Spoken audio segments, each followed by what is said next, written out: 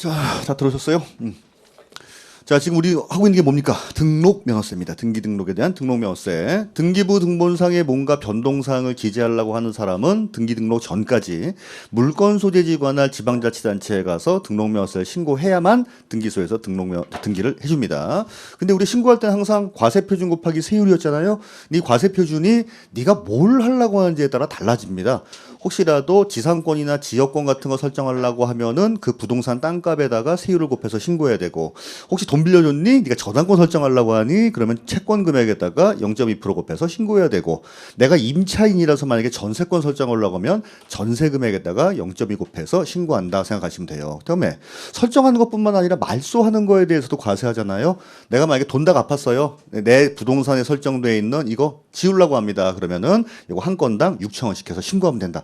사실 이게 다예요, 이게. 다예요.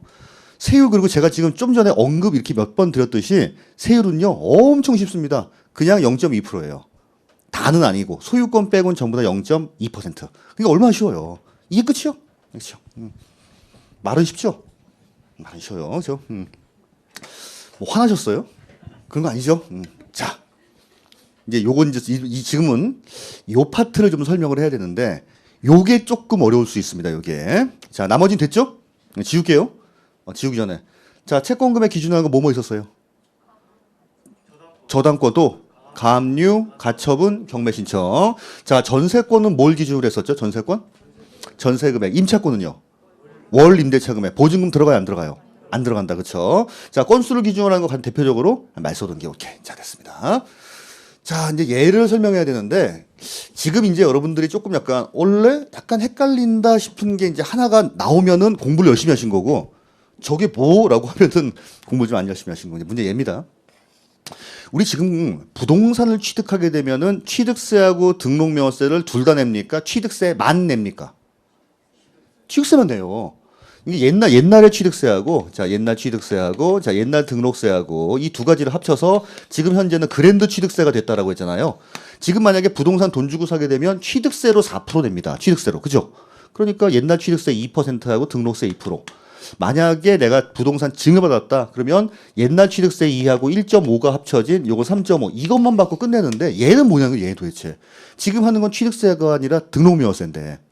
이해가시죠? 이런 의문이 들었다, 솔직히. 전혀 아무 생각이 없었다, 다들. 아, 그래요? 들어야 되는데, 원래. 자, 얘는 뭐냐면, 우리 아까 부동산 취득했을 때 취득세를 안 내는 면세점이라고 있었죠. 어떤 부동산 샀는데 40만 원이에요. 자, 취득세 내요, 안 내요? 안 내죠. 지금 현재 그랜드 취득세를 안 내겠다는 거예요. 그랜드 취득세를 안 내면 옛날 취득세, 옛날 등록세 다 안 받는 거죠. 근데 등록관청에서는 치사하게, 아니, 취득세 면세인 건 맞는데 어쨌든 소유권 등기는 해야 될 거 아니냐. 맞긴 맞죠. 갑명의에서 을명의로 옮겨두니까 그때 이걸 받겠다는 거예요. 아니, 이 정도 되면 그냥 좀 봐주지. 예? 치사하게. 그래서 자, 취득세 면세점이 안 되는 경우입니다. 이런 경우에는 취득세 면세 비과세니까 어쩔 수 없이 뭐다, 등록명세라도 받겠다. 야, 진짜 좀 치사하지 않아요? 그냥 좀 해주면 안 돼요? 자, 그리고 또 이런 경우가 있어요.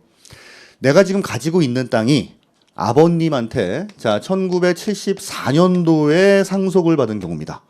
근데 지금 아직까지도 50년 전에 돌아가신 아버님 이름으로 그 땅이 돼 있는 거예요. 그리고 이번 기회에 이걸 팔려고 합니다. 이걸 팔려고 하면 2023년도에 아버님을 다시 깨워가지고 이렇게 할 수는 없죠. 일단 내 이름으로 옮긴 다음에 그 다음에 해야 되거든요. 자, 근데 지금 이게 50년이죠? 50년이면은 취득세를, 그때 취득세 냈겠어요, 안 냈겠어요? 안 냈죠, 당연히. 74년도에 아버님으로 돼 있으니까 당연히 안 냈을 겁니다. 그럼 이제 와서 취득세를 부과할 수 있다, 없다? 없다. 왜? 그렇죠. 세금을 부과할 수 있는 제척기간이 애진역이 지난 거예요, 이게. 그러니까 취득세를 과세할 수 없습니다. 근데 아쉬운 대로 어떻게? 아버님 이름에서 내 이름으로 이전 등기는 해야 되니까 그 다음에 바로 옮겨야 되거든요.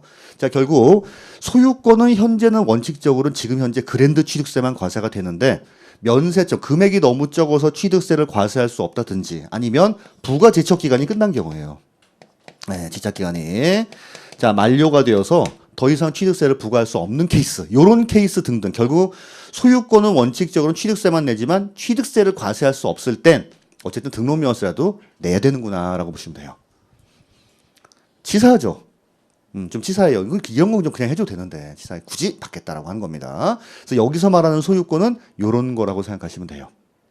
됐나요? 자, 이제 중요한 게 한 가지가 나옵니다. 우리 취득세는 개인만 냅니까? 아니면 법인도 냅니까? 법인도 내죠. 우리 그 법인이 내는 유상취득의 가장 대표적인 게 뭐였어요? 그때 설명할 때. 유상, 무상 설명할 때 이건 경우에는 법인이 취득세를 냅니다라고 막 설명드렸던 거. 이제 기대한 눈빛이 쳐다본 거 알죠, 지금? 나왔어. 예, 아니에요? 현물출자, 여러분. 현물출자인 경우에는 법인이 냈잖아요. 그렇죠? 오케이. 자, 법인도 냅니다. 근데 어떤 회사가 이런 케이스가 있는 거예요.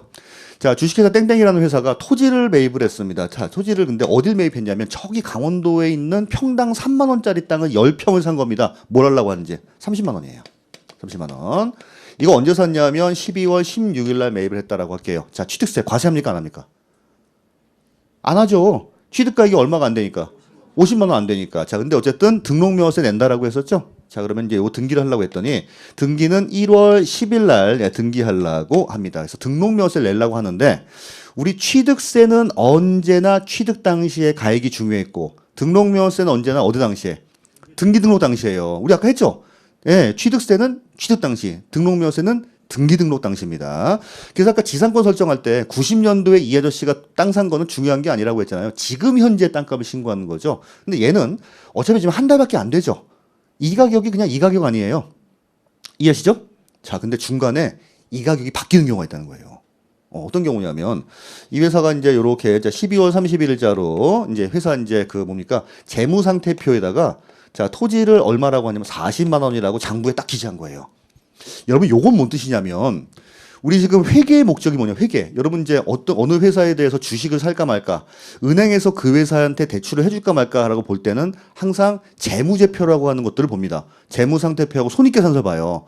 손익계산서가 뭐냐면 이 회사가 1년 동안 장사해서 얼마 벌었니고 재무상태표는 그래서 12월 말 현재 이 회사가 자산이 얼마고 주택 얼마 이걸 보거든요.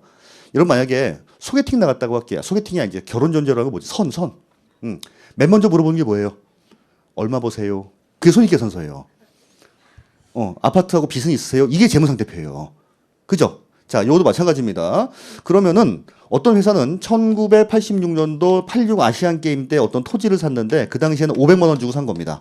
이 땅을 아직까지도 갖고 있는 거예요. 그러면 재무상태표에 500이라고 표시를 해주는 게 상대방한테 정확한 정보를 주는 겁니까? 아니면 지금 현재 시가대로 만약에 5억이라고 표시하는 게 정확한 정보입니까? 이게 정보죠. 그렇죠? 그래서 항상 회계의 목적 자체는 정보 이용자들에게 유용한 정보를 제공하는 것. 의사 판단에 있어서 정보 제공이 목적이거든요. 그래서 이 회사가 왜 이러냐면 원래는 시가로 한 40만 원쯤 되는데 이게 좀 싸게 사고 30만 원이라고 했다는 거예요. 그래서 기재할 때는 40이라고 했다는 겁니다. 문제는 취득 당시에는 30만 원이었지만 등기 등록 당시에 지금 보니까 바뀌었잖아요.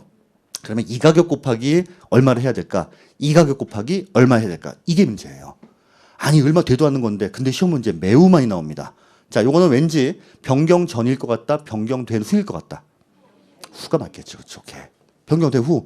취득세는 언제나 취득 당시, 등록명세 언제나 등기 등록 당시. 원래 이 집만 안 했다라고 하면은 똑같은 건데 근데 이게 바뀌었네. 이런 경우에 변경된 가액을 기준으로 하겠습니다라고 하는 게 진짜 시험 문제 많이 나옵니다. 자, 요거는 그래서 478페이지인가요? 자, 과세표준의 부동산 가액을 조금 읽어보도록 하겠습니다. 부동산 가액 썼을라나 여기? 오케이, 자 썼네요. 에듀윌 유료 회원만의 고객 밀착해요. 뭐였지 이거? 어떡하지? 자, 제가 도와드릴게요. 누구세요? 저 애들 학습 매니저인데요. 이거 좀. 자, 일로 와보세요. 자, 언제든 필요하시면 연락 주세요. 언제든지요? 언제든지. 감사합니다. 밀착 헤어 받아가며 합격하는 혜택. 오직 에듀윌 유료 회원에게만. 에듀윌. 아들, 엄마 그런 거 아니야. 공부하시죠. 네. 소유권, 지상권, 지역권 등기할 때는 부동산 가액이고요. 자, 아까도 말씀드렸다시피 지역권은 요역지 가액입니까? 승역지 가액이에요. 요역지 가액을 과표로 합니다. 자, 그다음에 그냥 뒤에 건 됐고 부동산의 과세표준은 취득 당시, 등기 등록 당시. 등기 등록 당시의 가액으로 합니다. 자, 그런데 이에 따른 과세표준은 등록자의 신고를 해줘야 되고요. 혹시 뭐 시가표준액보다 낮다 그러면 시가표준액으로 합니다. 요건 됐어요. 요거는. 자, 근데 이제 이거에도 불구하고 딱 두 가지입니다.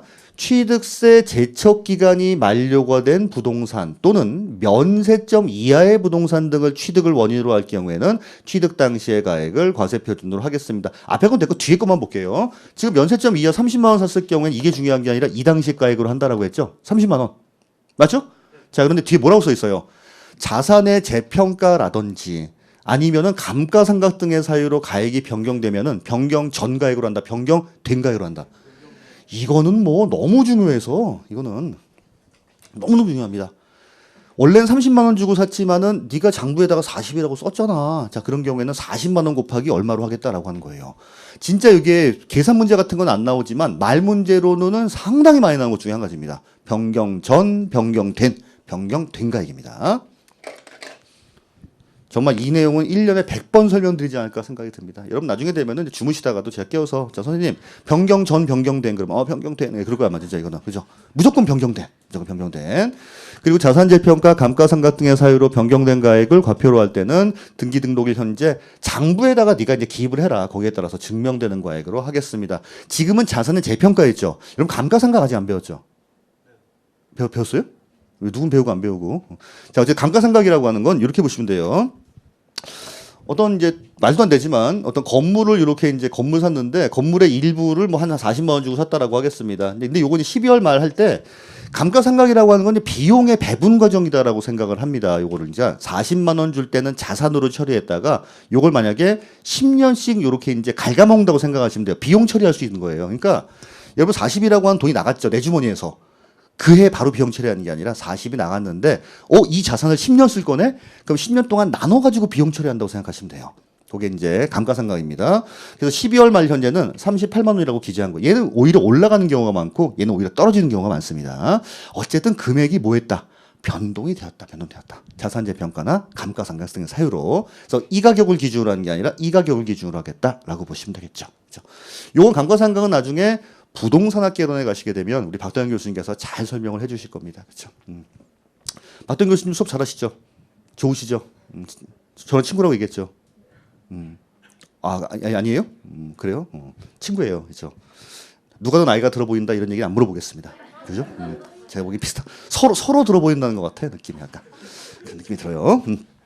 자, 요거 이제 그래서 요게 478페이지의 중간쯤에 보면 노란색으로 돼 있는 거 있죠? 이거 상당히 중요합니다. 그래서 3번 한번 다시 한번 읽어볼게요.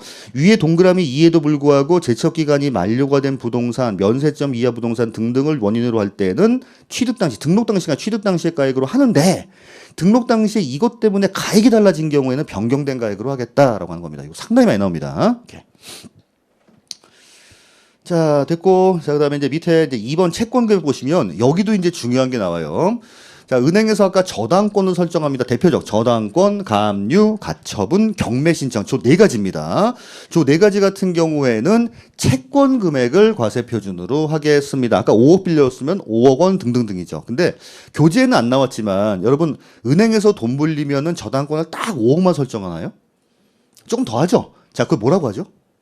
안 배웠나 혹시? 채권 최고액이라고 해요, 이거는. 채권 최고액이라고 합니다. 채권 최고액. 실제로 빌린 금액은 5억 원이지만 이자 같은 거 안 낼 걸 대비해서 금융기관에서 좀 여유 있게 원금 한 120% 정도 설정하면 6억 정도 설정을 하는 거예요. 그래야 이제 이자까지 받을 수 있으니까. 그러면 이제 채권 금액이 있고 채권 최고액이 있을 땐 당연히 이 가격 곱하기 0.2예요. 5억 곱하기 0.2가 아니라. 그렇죠? 자, 근데 요거보다는 요게 또 엄청 나옵니다. 여러분 가압류나 가처분은요. 금액에 대한 표시가 없는 경우가 있어요. 금액에 대한 표시가. 그러면 금액이 없으면 어떻게 할 것인가? 자, 요거는 요 두 가지 1년 내에 나올 겁니다. 채권의 목적이 된 것의 가액, 처분의 제한에 목적이 된 금액. 그래서 1년 내내 목적가액이다라는 말을 많이 쓸 거예요. 자, 목적가액. 자, 원래 채권 금액을 기준, 채권 최고액이 있으면 채권 최고액. 근데 가압류 가처분 같은 경우에는 금액에 대한 표시가 없네? 그러면 목적이 된 가액을 채권 금액으로 하겠다. 목적가액. 1년 내내 목적가액. 자, 우리 아까 부동산, 감가상각이나 재평가란 말이 나왔다. 변경 전, 변경된. 원래 저당권, 가압류, 가처분, 경매 신청은 채권 금액을 기준으로 하지만 채권에 대한 표시가 없다. 이런 경우에는 무슨 가액? 목적가액. 채권의 목적이 된 금액, 제한의 목적이 된 금액. 아마 전 등록명세에서 아마 지문 5개만 딱 골라주세요라고 하면 아까 변경 전 변경된 두 번째가 그다음에 이거 목적가 이것도 상당히 많이 나옵니다. 이것도 이 두 가지.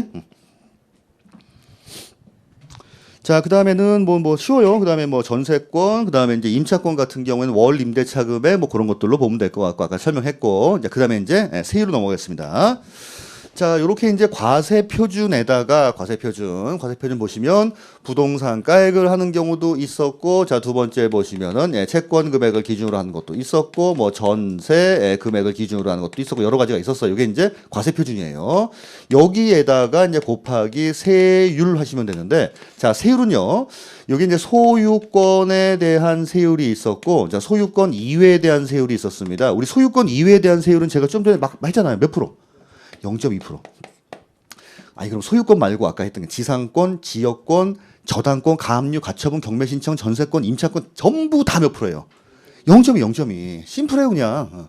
무조건 0.2예요. 0.2%면 1천분의 얼마죠? 20? 2. 1천분의 2. 곱하기 10 하면 된다는 게. 그죠? 자, 0.2니까 2입니다. 오케이. 됐어요. 자, 문제는 소유권입니다. 우리 이제 소유권은요, 잘 생각하면은 우리 그 취득세 표준세율이 어떻게 이루어지는 거죠? 취득세 표준세율이? 옛날 취득세하고 옛날 취득세 2%하고 옛날 등록세 알파하고 이 두 가지가 합쳐진 게 지금 현재 그랜드 취득세라고 했잖아요. 취득세. 이 등록세 알파 같은 경우에는 취득의 원인에 따라서 달랐죠. 달랐어요. 결국 이거 똑같은 거예요. 이게 이거예요. 자, 그럼 보세요. 취득세는. 그럼 취득세 표준세율에서 2% 뺀 거하고 똑같냐? 네, 똑같습니다. 결국 퍼센테이지가 달라지진 않았으니까. 그죠? 자, 근데 요 두 가지만 좀 신경 쓰세요. 다시네. 우리 농지인 경우에는 농지를 상속받았을 때하고 농지를 돈 주고 샀을 때하고는 일반적인 거하고 세율이 달랐죠. 상속 농지는 2.3, 나머지는 2.8. 돈 주고 사면 농지는 3.0, 나머지는 4.0 아니에요. 농지 고려하지 마세요. 자, 받는 경우, 자, 비영리. 자, 이것도 마찬가지. 자, 고려하지 마시라라고 생각하시면 됩니다. 자, 요 예를 들어 볼게요. 이게 다예요. 이게 다. 자, 예를 들어서 아버님한테 자, 농지를 상속받았습니다. 근데 요 토지값이 40만 원이래요. 자, 취득세 냅니까 안 냅니까? 안 내죠. 면세점 이하니까. 이런 면세점 이하는 반드시 돈 주고 샀을 때만 그 가격이 아니라 어쨌든 취득한 부동산 가격이 50만 원이 안 되면 취득세 안 내는 거예요. 이거 안 내요. 근데 등록명세 과세한다라고 했죠. 그러면 요 40만 원 곱하기 몇 퍼센트를 해야 되지? 자, 소유권이라고 하는 게 표준세율의 2% 빼래. 자, 근데 원래는 농지를 상속받게 되면 2.3%, 자, 농지 외의 경우에는 2.8이잖아요. 자, 그럼 여기서 2%를 뺀 0.3을 해야 되는 건가? 자, 아니면은 농지를 고려하지 말라고 했으니까 저기 2%뺀 0.8을 해야 될까? 뭐가 맞아요? 그렇죠. 이거 고려하지 말라는 거예요. 그러니까 이거. 이해하시겠죠? 상속받았다 하더라도 농지네? 농지인 경우에는 취득세가 2.3 아니냐? 이거 고려하지 말고 그냥 일반적인 상속 2.8에서 2% 뺀 0.8%를 적용해라 이겁니다. 자, 그다음에 증여받는 것도 마찬가지죠. 증여를 원래는 이제 3.5%를 증여를 해야 되는데 만약에 비영리 사업자가 받는 경우에는 2.8이었잖아요. 비영리 사업자가 40만 원짜리 땅을 받았다 하더라도 이거 고려하지 말고 여기서 얼마를 뺀 2%뺀 1.5%를 적용해라 이 얘기예요, 이 얘기. 녹화된 강의는 나중에 몰아듣게 되더라고요. 라이브 클래스 같은 경우는 학원 스케줄에 맞춰서 꼭 들어야 하니까 공부도 미루지 않게 되고 학원에 가 있는 느낌이 들더라고요. 집에서도 생생한 강의 현장을 느끼고 싶다면 라이브 클래스가 딱인 것 같아요.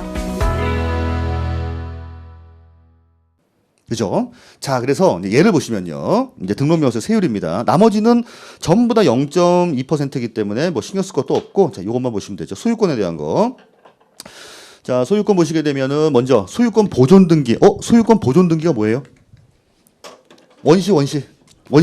자, 원시인 경우에는 원래 얼마예요? 2.8. 2.8에서 2% 빼면 얼마예요? 0.8 이거예요. 0.8. 소유권 보존. 자, 다음에 이제 유상입니다. 자, 돈 주고 샀어요. 돈 주고 사게 되면 아까 농지를 돈 주고 사면 3.0. 일반적인 경우에는 4.0%잖아요. 4.0. 자, 근데 뭐는 고려하지 말라. 농지 고려하지 말라. 무조건 4%에서 2% 뺀 얼마? 그렇죠. 2%. 이 얘기. 농지를 포함해서. 자, 근데 여러분, 아까 1에서 3%가 적용되는 경우에도 특례 투할 때 여기서 2% 빼면 마이너스가 나올 수 있다 보니까 여기에서 50% 곱한 걸로 하라고 했죠. 이것도 마찬가지예요. 1에서 3 해당 세율이 적용되는 경우에는 자, 여기는 50%를 곱한 세율로 하겠습니다. 자, 상속 볼게요. 농지를 포함해서 원래 농지인 경우에는 2.3이고 농지 외에는 2.8이었지만 농지 고려하지 말고 2.8에서 2% 뺀 0.8을 대라라고 하는 거예요. 자, 무상 볼게요. 증여죠. 3.5가 있고 비영리 사업자 2.8이 있지만 보시는 바와 같이 비영리 사업자 포함해서 고려하지 말고 여기에 2% 뺀 1.5를 적용하겠습니다. 소유권에 대한 건 이게 다예요. 그러니까 결국 취득세 표준세율에서 2%를 빼지만 뭐는 고려하지 마. 농지하고 비영리 고려하지 말고 그렇죠. 나머지 일반적으로 가시라라고 생각하시면 됩니다. 등록명세 시험 문제는 이게 많이 나온다. 과세 표준과 세율을 합한 문제 많이 나와요. 다음 중 등록명세 세율에 대한 설명으로 옳은 것 틀린 것 나올 때 뭐 부동산에 대한 거는 모고에다가 얼마를 곱한 거 이게 나오니까 이걸 좀 알고 있어야 됩니다. 이걸요. 오케이. 나머지는 너무 쉽지요. 자, 나머지는요. 뭐 지상권은 부동산가액, 특히나 지역권 어디에 대해서 요역지 가액에 대해서 몇 프로? 1,000분의 2. 전세권은 전세 금액에 대해서 1,000분의 2. 임차권은 보증금 제외한 월 임대차 금액에 대해서 1,000분의 2 등등 이런 것들이에요. 자, 우리 아까 채권 금액인데 채권에 대한 금액 표시가 없는 경우에는 어떻게 하라 했죠? 목적가액으로 한다 했어요. 자, 그다음에 감가상각이나 재평가란 말이 나왔다. 볼 것도 없다. 자, 변경 전 변경된 가액으로 해라. 그렇죠? 자, 그리고 나머지 가액은 전부 다 세율이 0.2% 하지만 소유권에 대한 건 취득세 표준 세율의 2%를 빼는데 자, 농지하고 비영리는 고려하지 마세요라고 하는 거예요. 그렇죠? 요게 답니다. 자, 다음에 그 밖에 등기, 변경 등기, 말소 등기 같은 경우에는 얘는 퍼센테이지가 아니라 한 건당 6,000원 이렇게 보시면 되겠죠. 이렇게. 뭐 이 정도면 할 만하지 않으세요? 아니에요, 또? 그래요? 원래 지금 등록명세 하면 취득세 까먹고 원래 그래요. 좀 이따 재산세 할 건데 재산세 하면 또 등록명세 까먹고 그래요. 그렇죠? 그래서 그걸 한 바퀴 돌고 나면 이 부동산세법이라고 하는 게 이제 요런 구조로 되어 있고 이제 이게 활동에 따라서 이런 세금을 매기는구나라고 하는 게 보일 거예요. 그렇죠?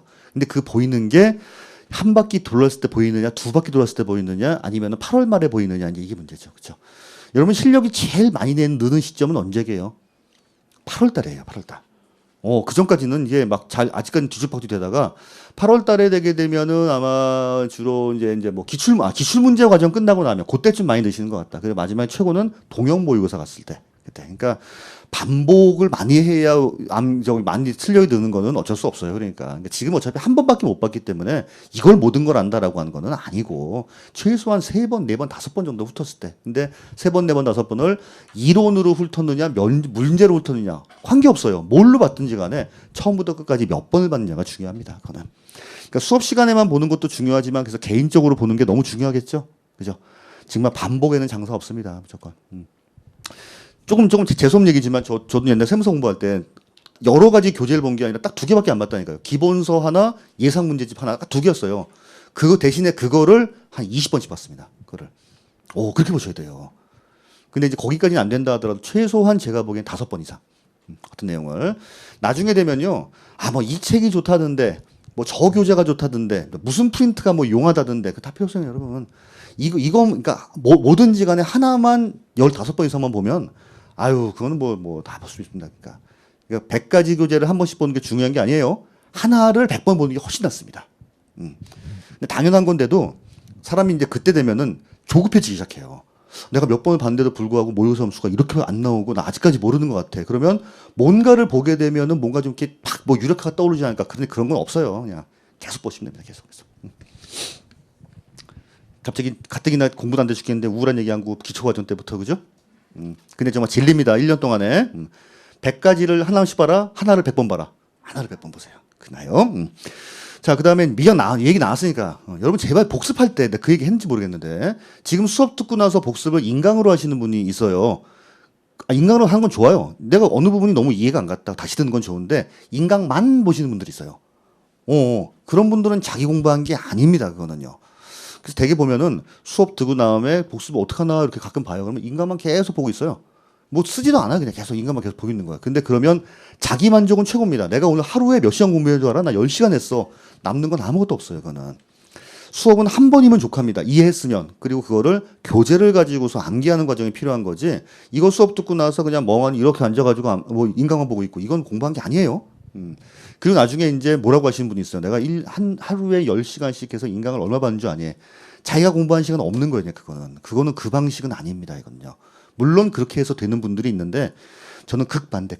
수업은 한 번이면 좋게요. 정이 이해가 안 간다. 그것만, 그 부분만. 그렇게 보시면 되고 여러분은 교재나 교환이랑 친해져야 되지 절대로 인강이랑 친해지면 안 됩니다. 아시겠죠? 그죠? 예. 이제 여기까지 할게요. 예. 잔소리. 예. 그죠? 네, 틈난 대로 하겠습니다. 그죠? 479페이지에 보시면 여기 교재 맨 밑에 보면 중과세율이라고 있어요.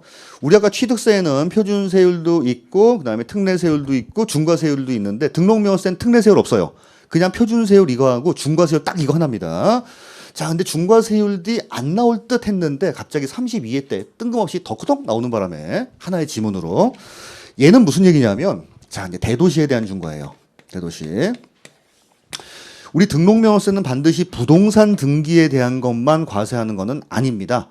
예를 들어서 법인을 설립하려고 해요. 그럼 법인 등기를 하거든요. 그것도 등기소에서 합니다. 자, 예를 들어서 어떤 회사에 이제 자본금이 1억 원짜리, 자본금 1억짜리 회사를 만약에 만든다라고 하면 등록명세 세율은 0.4%예요. 이거 쓸 필요 없어요, 이거는. 자, 여러분 이제 40만 원이거든요. 야, 근데 법인을 세워도 하필이면 왜 대도시에 세웠니? 서울제 만약에 이제 법인 설립하게 되면 이거를 3배를 받아요. 120만 원. 요게 한번 나옵니다. 요게. 자, 그래서 다음 언어에 해당하는 등기를 할 때는 479 맨 밑에 표준세율이 몇 배 중과하겠다? 3배로 중과를 하겠다는 겁니다. 다음 페이지 보시게 되면 2번까지는 됐고요. 2번도 읽어보시면 되겠다. 대도시에서 법인을 설립한다든지 지점 분사무소를 설치함에 따른 등기 0.4%만 받는 게 아니라 3배인 1.2를 받겠다. 대도시 밖에 있는 법인이 본점 주소지를 갑자기 서울로 전입했다. 원래 원주에 있었는데 서울로 전입을 했다. 자, 이런 경우에도 그 등록명세 3배를 받겠다 정도까지 보시면 됩니다. 이게 다예요. 답니다. 오케이. 자, 그 다음에 이제 나머지 주제 비과세하고 납세 절차 볼게요. 비과세 보겠습니다. 자, 비과세. 우리 아까 취득세 때 비과세 뭐뭐 있었죠? 처음에 국가 등이 취득하는 경우 비과세였죠? 그죠? 자, 대신에 외국 정부하고는 무슨 주의? 상호주의를 택하고 있어서 걔네가 과세하면 우리도 과세. 자, 그다음에 국가의 귀속이나 기부 체납을 목적으로 취득하는 경우에 비과세였어요. 근데 뭐를 받는 경우에는 비과세가 아니라 과세. 반대급부로서 뭔가를 받으면. 자, 다음에 이제 우리 임시건축물 비과세였죠. 존속기간 얼마 이하? 1년 이하. 1년 넘으면 과세하죠. 근데 몇 프로 과세? 2% 과세, 그쵸? 신탁법에 의한 신탁등급입니다. 위탁, 수탁, 비과세, 수탁, 위탁, 비과세, 수탁, 수탁, 비과세. 하지만은 위탁, 수탁 관계라 하더라도 얘네들은 못 믿어. 주택주, 그렇죠. 오케이. 자, 다음에 이제 일반적인 환매는 특례, 투지만. 자, 이 환매는 비과세다. 징발법 등 같은 법률에 의한 거. 그리고 공동주택의 개수가 또 비과세였어요. 대수선 포함 제외. 제외. 시가 표준액 얼마 이하? 오케이. 그렇게 6가지였어요. 그렇죠. 와우. 잘했습니다. 자, 얘는요. 4가지밖에 안 나와요. 딱 4가지입니다. 그래서 시험 문제 잘 안 나와요. 문제는. 자, 시험 문제 안 나옵니다. 자, 첫 번째는 이제 국가 등이 등기 등록을 합니다. 아니, 국가가 등기 등록을 하는 경우도 있나요? 있죠. 예를 들어서 어떤 요렇게 이제 또 나오네. 간물주님. 이분 건물에 만약에 이제 구청이 여기에 들어간다라고 했습니다. 이 건물 전체를 구청 건물로 쓰겠대요. 보증금이 만약에 30억이래요. 아, 이러면 구청 아니라 구청 할아버지라도 뭘 설정해야 돼? 전세권 설정해야 될 거 아니에요. 그러면은 근데 얘네가 할 때는 비과세 해주겠다라고 하는 겁니다. 여러분 가끔 관공서가 그냥 개인적인 건물에 들어가 있는 경우도 많아요. 대개 관공서가 좁아서 주변에 있는 상가 건물에 이제 들어가 있는 경우가 많겠죠. 그렇죠? 저는 사무실에 고양시청 근처에 있는데 고양시청이 조그마다 보니까 5만 가지 부서가 다 흩어져 있어요, 이게. 그래서 그건 개인적인 건물에 들어가 있습니다. 자, 이제 두 번째는 뭐냐면, 자, 이제 법원의 촉탁이란 말이 나와야 돼요. 자, 법원의 촉탁입니다. 촉탁 배웠어요, 촉탁? 아, 배웠어요? 네, 법원 촉탁. 그러니까, 예를 들어서 어떤 회사, 지역에, 지나치게 페이퍼 컴퍼니들이 너무 많은 거예요. 그냥 말소도 안 하고 가만히 있어요. 그래서 이제 법원이 일괄되게 요 회사 100개는 좀 말소 좀 일괄적으로 해주세요라고 등기소에 부탁하는 겁니다. 당연히 안 받겠죠? 얘도 그렇고 누가 하는 거예요? 국가가. 그쵸. 자, 세 번째는, 자, 세 번째는 각종 이제 경정 등기가 여기 들어갑니다. 경정 등기가 뭐냐면 대부분 이제 착오에 의한 경우가 많아요.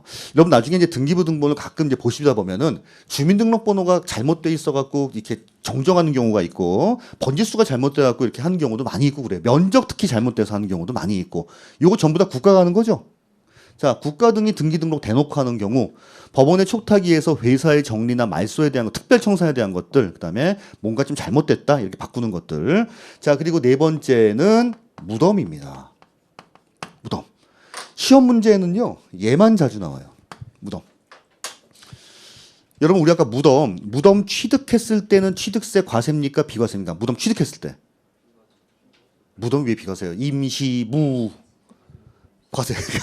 그 태세를 전환하시고 그럼 몇 프로 과세? 2% 과세. 여러분 2%를 과세한다라고 하는 거는 옛날 취득에 대해서 과세하고 뭐에 대해서 과세하지 않는다. 그러니까 당연히 등록명세 비과세인 거예요. 그러니까 그래 보시면 돼요. 그치? 이게 다라니까 4개. 이거 어디 시험에 나오겠냐고 이거죠. 이렇게. 그래서 등록명세 때 같은 경우에는 그 문제가 어차피 나와봐야 한 문제. 근데 이제 재작년에만 특이하게 2문제 반이 출제가 됐던 거라 한 문제 나오면은 그냥 5개 지문에 여러 가지를 넣습니다. 그래서 대부분 요 중에 이제 하나가 들어가는데 대부분 지금까지 무덤이 대표 선수로 많이 출전했어요. 무덤은 취득세는 과세한다. 그때 몇 프로 과세해요? 2%. 하지만 등록명세 비과세. 이 파트가 좀 많이 나와요.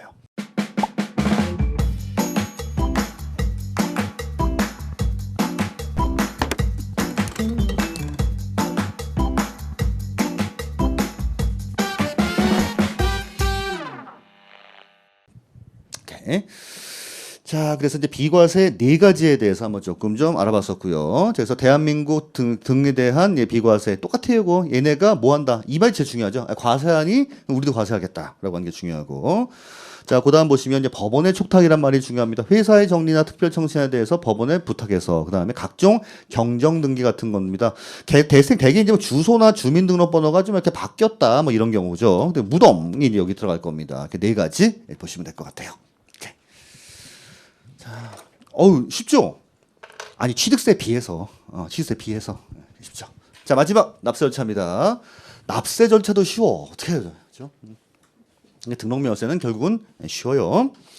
자, 먼저 이제 취득세하고 똑같이 보도록 하겠습니다. 자, 내가 스스로 신고하고 납부하는 세금이었습니다. 자, 요거는 납세지가 어디냐면 납세지 똑같죠? 물건 소재지.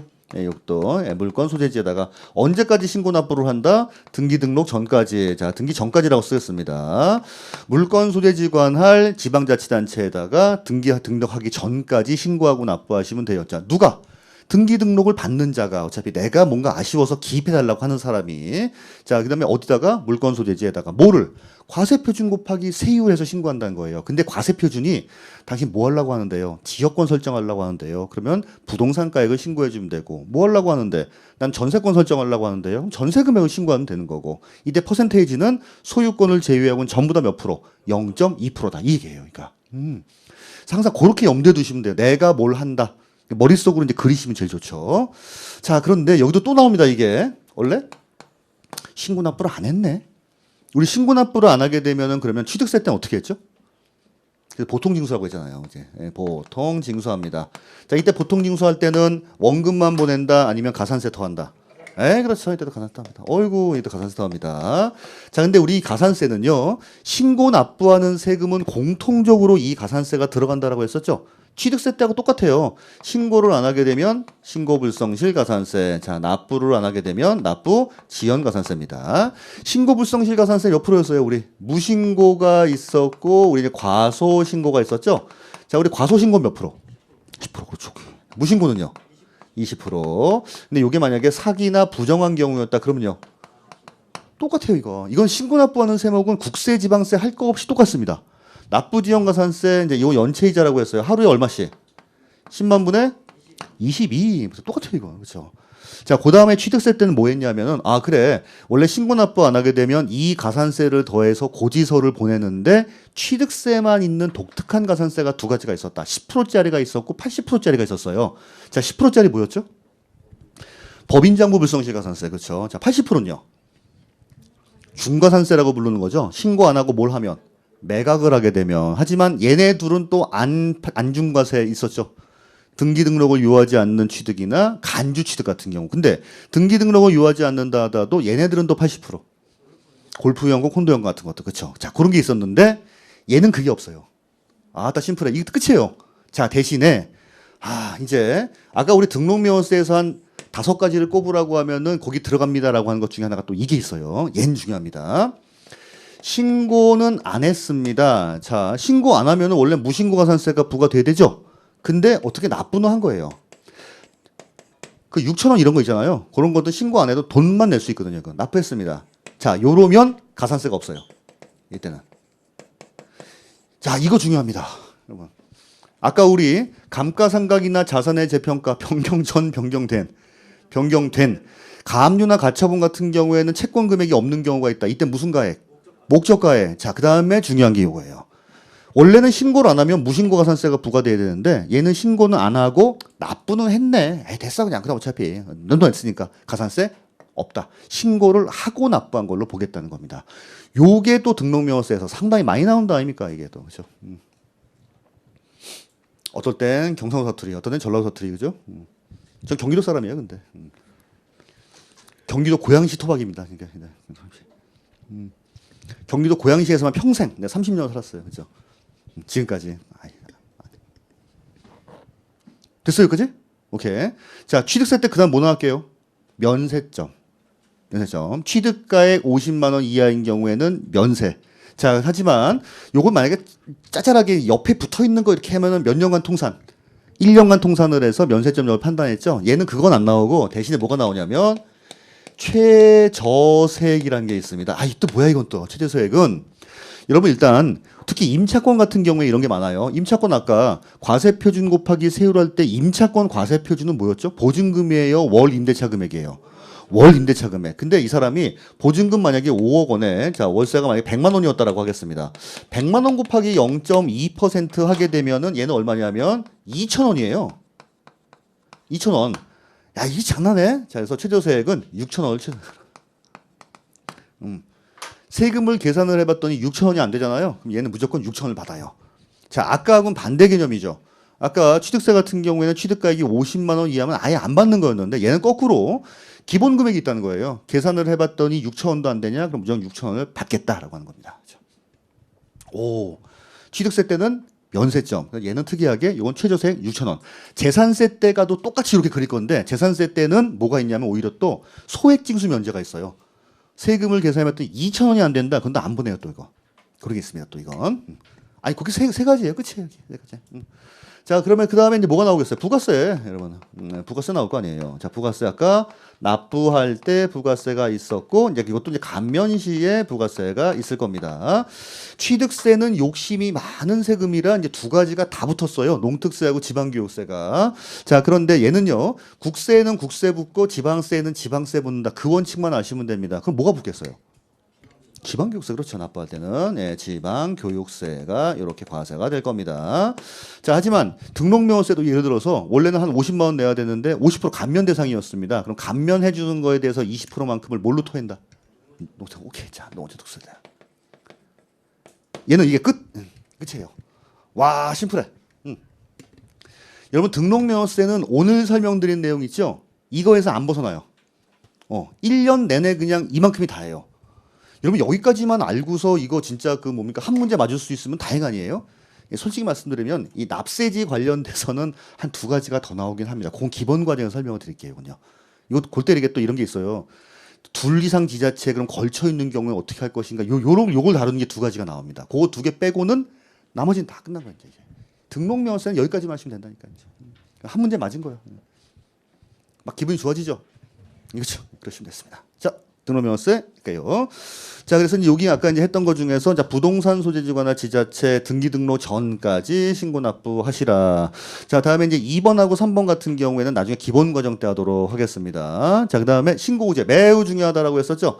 신고 의무를 다하지 아니한 경우라도 자, 돈은 냈다. 그럼 어떻게? 신고를 하고 납부한 걸로 보겠다. 가산세 있다 없다. 가산세 없다. 그치, 없다. 자, 다음에 예외적으로 보통 징수합니다. 자, 그러면은 가산세 두 가지 붙을 거예요. 신고 안 하면 신고불성실, 납부하면 납부지연 가산세, 보통 징수 방법으로. 신고불성시는 자, 과소신고 10%, 무신고 20%, 사기나 부정한 경우에는 40%, 납부지연 가산세 하루에 10만 분에 22씩 붙을 겁니다. 자, 다음에 이제 납부시의 부가세, 지방교육세, 감면시의 농특세인데 이제 3번 요거 잘 보셔야겠죠. 요건 그럼 오답으로 뭐라고 나오겠어요? 징수하지 아니한다로 많이 나옵니다. 6천 원 미만인 경우에는 징수하지 않는다가 아니라 거꾸로 6천 원으로 하겠다. 보시면 되겠죠. 오케이. 자, 여기까지가 끝. 이렇게 보시면 됩니다. 오케이. 자, 이제 482페이지 이제 재산세 보도록 할게요. 재산세. 좀 쉴까요? 조금 하고 해요? 좀만 하고 쉬어요. 그렇죠. 40 너무 짧다. 내가 봐도. 오케이. 예. 자, 이제 482페이지 재산세인데 드디어 이제 지방세 마지막입니다. 재산세. 오늘 재산세에서 이제 알고 가셔야 될 거는요. 일단은 그 어떻게 과세하지? 이게 제일 중요해요. 어떻게 과세하지? 특히 땅이 제일 중요합니다. 자, 먼저 이제 재산세 보시게 되면 이제 마지막 지방세입니다. 자, 보시는 바와 같이 이제 지방자치단체에서 이제 세금을 부과를 하는데, 자, 요거는 이제 중요한 특징이 하나가 나오죠. 자, 요거 과세 대상이 요렇게 5가지예요. 토지, 건축물, 주택, 선박, 항공기 5개 이렇게. 토지, 건축물, 주택, 선박, 항공기. 요쪽부터 설명할게요. 요거를요 매년 과세 기준일 언제입니까? 6월 1일 현재 가지고 있는 사람에게 부과에는 자 어디입니까? 시, 군, 구세입니다. 자 아까 취득세는 무슨 세였어요? 특광도 그렇죠. 자 취득세는 특별시, 광역시, 도세. 자 등록명세는 어디세? 도구세 그렇죠. 도세, 구세. 자 재산세는 시, 군, 구세입니다. 자 근데 이 괄호에 나와 있는 내용이 무슨 내용이냐면 서울시에는 구가 25개가 있어요. 생각보다 많죠. 되게 막 25개가 있어요. 근데 재산세는 시군구에서 걷는 거다 보니까 지네 구에서 알아서 걷어갖고 자기네가 쓰는 거거든요. 근데 재산세 수입이 제일 많은 구는 강남구입니다. 제일 적은 구는 강땡구예요. 강북구예요. 자, 둘 간의 차이가 18배에서 20배가 차이가 나요. 그러면 어느 어머니가 자식들이 25명 있는 거예요. 근데 너무 잘 사는 아들하고 좀 못 사는 아들이 있지 않습니까? 그렇죠? 그러면은 재산세를 다 걷지 말고 서울시만 그래요. 서울특별시만 어떤 사람한테 재산세 걷을 게 100만 원이잖아요. 구에서 50만 원 걷고 시에서 50만 원 걷어가요. 그럼 이제 그 서울시에서는 그 걷은 걸로 어떻게 딴 쪽으로 메워주는 거죠. 그렇게 보시면 돼요. 특별시는 구하고 공동과세합니다. 이거 오답으로는 광역시가 나오는데 광역시 아니에요. 특별시 및 광역시라고 나온 적 있어요? 아니에요. 특별시만 그래요. 특별시만. 서울시만. 서울시만 구하고 공동과세합니다.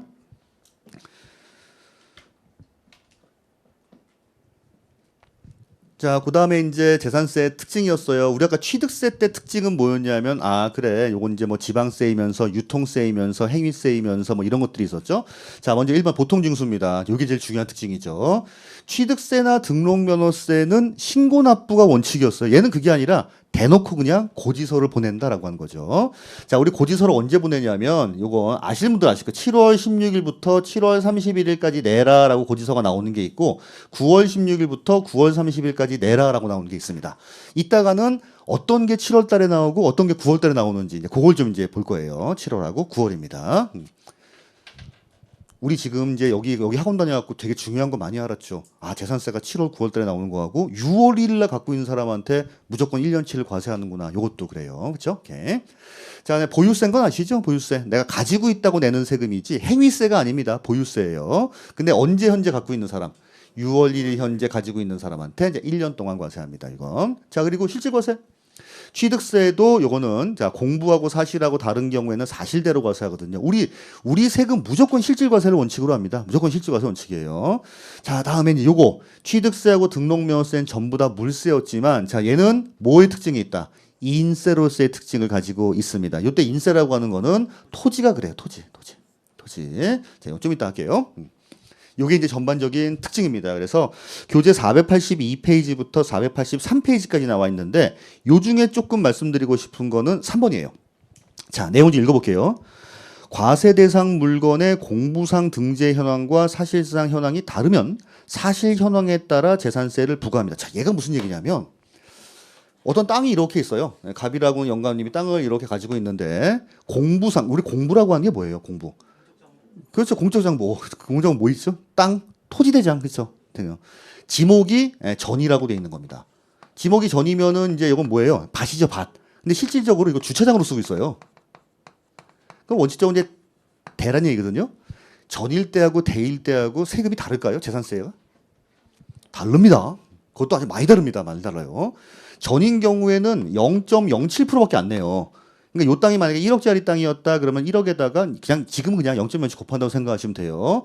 요게 일반적인 주차장인 경우에는 이거보다 한 3배쯤 높아요. 그러면은 공부상으로는 요렇게 돼 있는데 사실 이렇게 돼 있네. 그럼 이거대로 과세한다. 이거대로 과세한다. 우리 항상 실질 과세예요. 그러니까 공부가 중요한 게 아니라 사실대로 과세를 하겠다라고 하는 겁니다. 그래서 이게 한 3배 정도 올라가니까 이렇게 과세를 하겠다라고 하는 거지. 자, 그걸 뭐야? 실질 과세한다라고 생각하시면 됩니다. 이게 이제 기본이에요.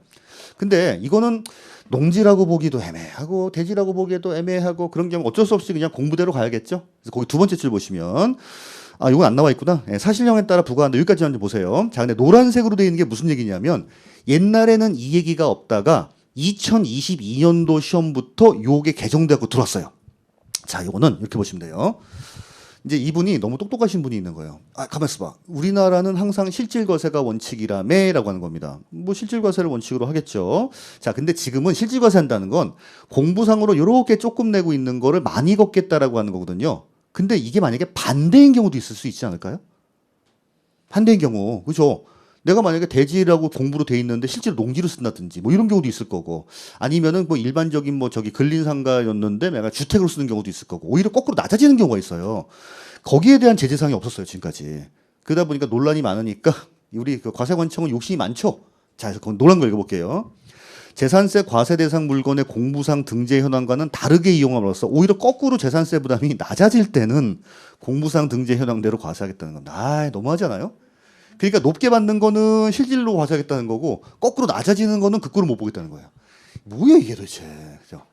자, 이제 거기에 대한 사례가 밑에 나와 있는 1번, 2번입니다. 자, 1번. 관계 법령에 따라 허가를 받아야 됨에도 불구하고 허가를 안 받고 지 맘대로 썼어요. 근데 그러니까 오히려 거꾸로 재산세가 낮아지네? 이런 경우에는 공부대로 가겠다는 겁니다. 예를 들어서 주택으로 쓰려면 정식적으로 허가를 받고 써야 되는데 지 맘대로 썼다? 이런 경우에는 그냥 일반 상가처럼 과세하겠다는 거고 재산세 과세 기준일 현재 사용이 이거는 영원한 게 아니라 잠깐 그때만 사용하는 것 같아요. 이런 경우에는 공부대로 과세하겠다는 겁니다. 자, 예를 들어서 우리 아까 이거 반대라고 하겠습니다. 이게 만약에 공부대로 공부가 원래 저기 주차장이라고 아니 대라고 할게요. 원래 대라고 돼 있는데 대라고.